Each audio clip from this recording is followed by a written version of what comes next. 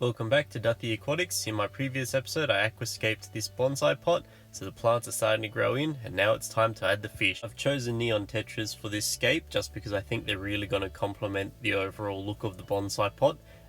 and I've always wanted to add a heap of neon tetras to a tank, so I've ordered 50 of them. I've got them straight in from the wholesaler, and the first thing I'm going to do is empty them into a net so none of the water from the wholesalers is going into my aquarium. I'm not saying that the wholesalers are a petri dish for disease, but because they handle so many fish, it's impossible for them not to get some bad bacteria or viruses in their water, and I just don't want to give that to my fish. I was really surprised at how big the neon tetras I got from the wholesalers were, and actually how healthy they were, because quite often they'll come in a lot smaller and a lot skinnier, and they'll require a lot of feeding up just to get them to look healthy. So for this order I was really pleased. They're a bit skittish when I first added them to the aquarium, but this is usually the case for most aquarium fish when they first get introduced to a tank. So usually the best thing to do when you're adding new fish to an aquarium is actually turn the light off for an hour or two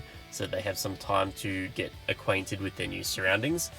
For this video obviously I left the light on because I'm trying to showcase the aquascape as well as the fish, but me being the only person ever in my fish room, it does help the fish not freak out so much, because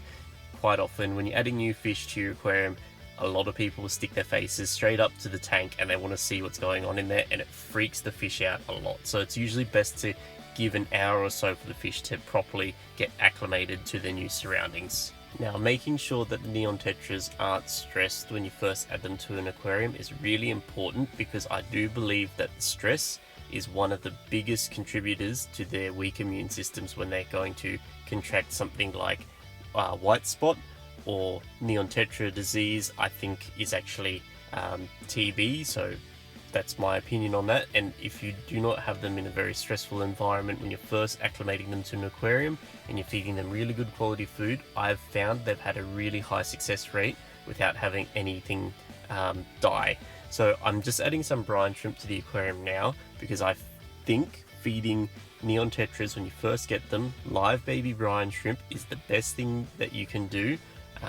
because not all aquariums or wholesalers are going to feed the top quality food to the neon tetras, simply because they turn them over so fast that they aren't worth investing that much money into just to have them fat and healthy for when they sell them to people, which sounds really bad, and in my opinion it is, but it is what it is, because at the end of the day everyone has to make a living. So when you get your neon tetras,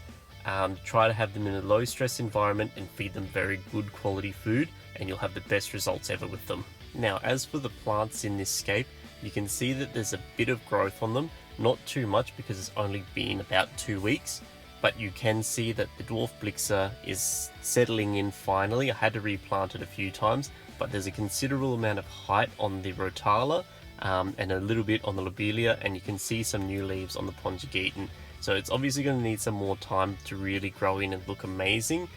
because the HC cube is really not doing much, and neither is the Anubias. I haven't added a filter to this aquarium, which I'll do in my next video, because I'm going to do something very special for it, so make sure you stay tuned for that. And I will be doing another video on how to do a bonsai pot with dirt and some plants that your goldfish aren't going to rip apart. It may work for African cichlids, but don't guarantee anything, so like and subscribe and stick around for some more.